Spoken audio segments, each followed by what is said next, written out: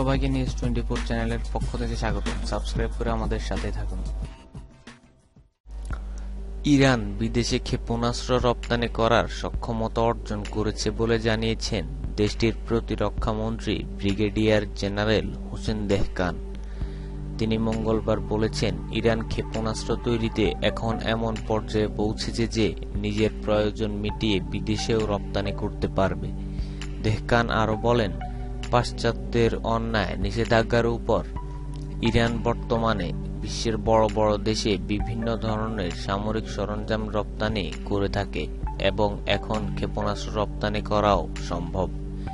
ইরানের সামরিক সরঞ্জামের গুণগত মান ভালো বলেই বিভিন্ন দেশ সেগুলো আমদানি করে বলে জানান তিনি।